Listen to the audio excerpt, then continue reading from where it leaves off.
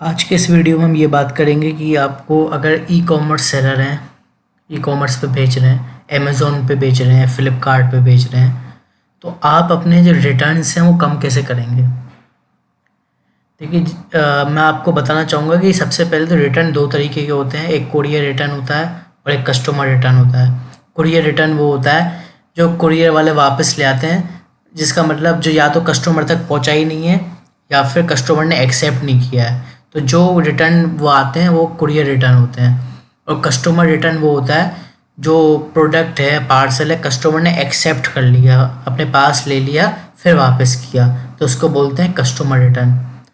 अब customer return में एक प्रॉब्लम आती है। कस्टमर रिटर्न में ये प्रॉब्लम आती है कि चाहे कोई भी ई कॉमर्स वेबसाइट हो, कस्टमर रिटर्न करता है तो रिटर्न के जो चार्जेस होते हैं वो सेलर को बियर करने पड़ते हैं। जो भी होता है टोटल 160 रुपये, 170 रुपये, 180 रुपये, 200 रुपये, जो भी होता है उस हिसाब से, वो तो खैर कम ज़्यादा होते रहते हैं सब, फिर भी एस्टिमेट बता रहा हूँ मैं थोड़ा, ठीक है ना। जो भी होता है, हालांकि इसमें रिविजन्स होते रहते हैं, कभी कम हो जाती है, कभी ज़्यादा हो जाती है, कभी कुछ कुछ होता रहता है, लेकिन उसमें लॉस होता है जब कस्टमर रिटर्न करता है, ठीक है। तो अब ई कॉमर्स बिजनेस में कस्टमर रिटर्न्स में ख़राब बात क्या है इसमें, जब ये रिटर्न एक लिमिट में आते हैं, ठीक है, तो फिर क्या होता है, मान लीजिए आपके रिटर्न्स ठीक ठाक रिटर्न आए, ज़्यादा नहीं आए हैं, ठीक है, तो जो आपका रिटर्न का लॉस होता है वो अपने प्रॉफिट में से आप माइनस कर देते हैं उस लॉस को, तो जो आपका बचता है वो नेट प्रॉफिट होता है, तब तो चल जाता है। लेकिन कभी कभी क्या होता है, रिटर्न जब बहुत ज़्यादा आ जाते हैं और लॉस ज़्यादा होता है, प्रॉफिट से ज़्यादा हो जाता है, तो आखिर में आपका नेट लॉस हो जाता है। तो उसका रिजल्ट ये हुआ कि ई कॉमर्स में साफ साफ बोलें तो लॉस हो गया बिजनेस में, ज़्यादा रिटर्न आने की वजह से। अब आप अपने कस्टमर रिटर्न, जो मेन कंसर्न है कस्टमर रिटर्न का, उसको कैसे आप कम करेंगे, कस्टमर रिटर्न्स को हम ये जानेंगे। देखिए, कस्टमर रिटर्न्स को कम करने के लिए बहुत प्रैक्टिकल वेज बता रहा हूँ, लेकिन एक बात मैं आपको बताना चाहूँगा, जो मैं ये वीडियो बना रहा हूँ कस्टमर रिटर्न्स को कम करने के लिए, ये वीडियो सिर्फ अमेज़ॉन और फ्लिपकार्ट के लिए वैलिड है, ये मीशो के लिए वैलिड नहीं है। मैं आपको साफ बता रहा हूँ, मैं झूठ बोलना पसंद नहीं है, इसलिए मैं आपको बता रहा हूँ। मीशो पे बिल्कुल भी वैलिड नहीं है तरीका, अमेज़ॉन और फ्लिपकार्ट पे ज़रूर है। मीशो पे क्यों नहीं है? सबसे पहले तो मीशो पे रिटर्न पॉलिसी ऐसी है, वहाँ आप कुछ भी रिटर्न कर सकते हैं, और दूसरा ये वहाँ का ऑडियंस बेस जो है, वहाँ का जो कस्टमर बेस है वो उतना अच्छा नहीं है।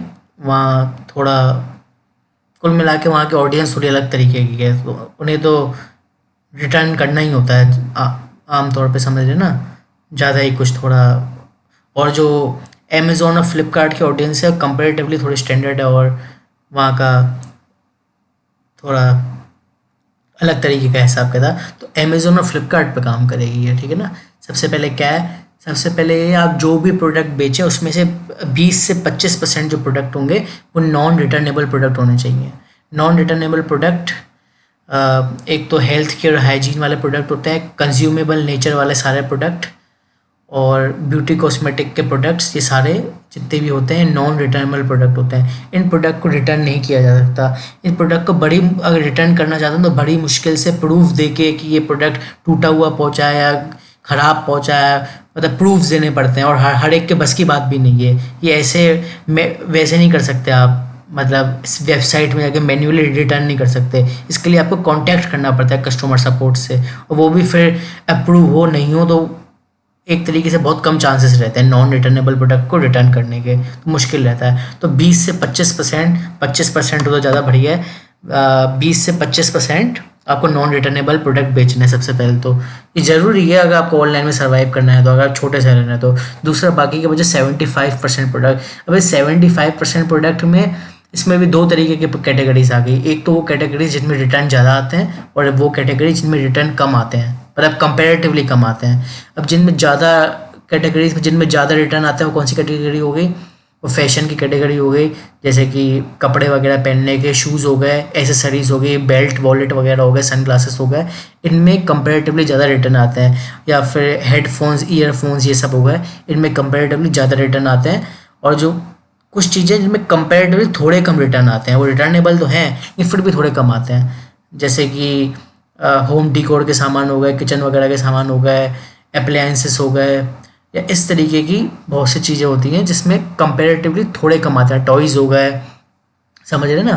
तो इन चीज़ों में थोड़े कम आते हैं उन चीज़ों से जो मैंने आपको बताई, फैशन वगैरह की, एसेसरीज वगैरह, बेल्ट, वॉलेट, कपड़े वगैरह, इनमें ज़्यादा आते हैं। सबसे पहले तो आपको 20 से 25% रॉ मटेरियल में प्रोडक्ट और 75% में से आधे से थोड़े कम ऐसे प्रोडक्ट जिनके रिटर्न कम आते हैं, और बाकी के प्रोडक्ट जो आप नॉर्मल बेचना चाहते हैं वो बेच सकते हैं। सबसे पहले तो डाइवर्सिफिकेशन करना होगा प्रोडक्ट्स का, ठीक है ना। मतलब ऐसे नहीं कि आप उसी कैटेगरी में बेच रहे हैं जिससे बहुत कस्टमर रिटर्न आते हैं, ऐसा नहीं करना है आपको। डाइवर्सिफिकेशन करना है सबसे पहली चीज़। दूसरी चीज़ ये है, जो आपकी लिस्टिंग में आपको कुछ झूठा नहीं लिखना है, जो सही बातें हैं वही सिर्फ दिखाएंगे।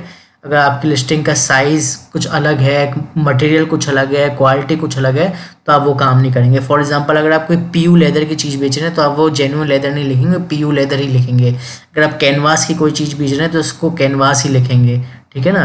अगर कोई आपकी चीज़ स्ट्रेचेबल, अच्छा स्ट्रेचेबल नहीं है तो आपको उसको स्ट्रेचेबल इस तरीके से नहीं दिखाएंगे, बहुत ज़्यादा स्ट्रेचेबल है, समझे। तभी तो बता ना फैशन की चीज़ों में ज़्यादा दिक्कत आती है। और इस तरीके की आपकी चीज़ की गुड क्वालिटी नहीं है, या फिर किसी मोबाइल एसेसरी का साउंड अच्छा नहीं है, तो आप ये नहीं लिखेंगे कि बहुत बढ़िया साउंड है। लिस्टिंग ट्रू होनी चाहिए, बिल्कुल सच्ची होनी चाहिए। इमेजेस में बहुत लोग गफला करते हैं, ये आपको बिल्कुल भी नहीं करना है। एडिटिंग इस तरीके की नहीं करनी है जिससे आपकी इमेज ब्यूटीफुल दिखे, आपके प्रोडक्ट से ज़्यादा ब्यूटीफुल दिखे। मतलब हल्का बहुत चलता है, ऐसा नहीं हो कि बिल्कुल ही कलर ही बदल गया, शाइनिंग अच्छी दिख रही है, समझिए, टेक्सचर ही बदल रहा है प्रोडक्ट का, ये सब नहीं करना है, ठीक है। तो इसके दो ही तरीके हैं कस्टमर रिटर्न को रोकने के। एक तो ये कि आपको डाइवर्सिफिकेशन करना है, मैंने बताया कैसे, और दूसरा ये आपको अपनी मतलब सच्चाई रखनी है लिस्टिंग में पूरी, ठीक है। तो इससे काफ़ी हद तक आपके कस्टमर रिटर्न आएंगे तो सही, लेकिन कम आएंगे, मतलब एक मैनेजेबल रेंज में आएंगे, जिससे आपको अगर उसमें लॉस भी हो रहा हो तो आपने प्रॉफिट से माइनस करके उस लॉस को नेट प्रॉफिट में आ जाए, ठीक है। ये दो ही तरीके हैं, इसके अलावा कोई तीसरा तरीका बोलूँगा तो ये बिल्कुल ही समय बर्बाद करना होगा। एक और बात, ये मेथड अमेज़न फ्लिपकार्ट के लिए, मीशो का कस्टमर बेस बहुत ख़राब है। आप मेरी कम से कम इन 2 ट्रिक्स से तो कुछ नहीं कर पाएंगे, क्योंकि वहाँ तो सब कुछ रिटर्नेबल है, नॉन रिटर्नेबल वहाँ कुछ है ही नहीं। अगर आपको नहीं पता कि नॉन रिटर्नेबल आइटम्स कौन से होते हैं अमेज़न फ्लिपकार्ट पे, तो मैंने लिंक डाला है वीडियो में अमेज़ॉन पे नॉन रिटर्नेबल आइटम्स का, और जो अमेज़ॉन के नॉन रिटर्नेबल आइटम्स हैं ना वो फ्लिपकार्ट के भी वही हैं, तो आप उस वीडियो में चेक कर सकते हैं, लिंक इन डिस्क्रिप्शन में, ठीक है। Thank you.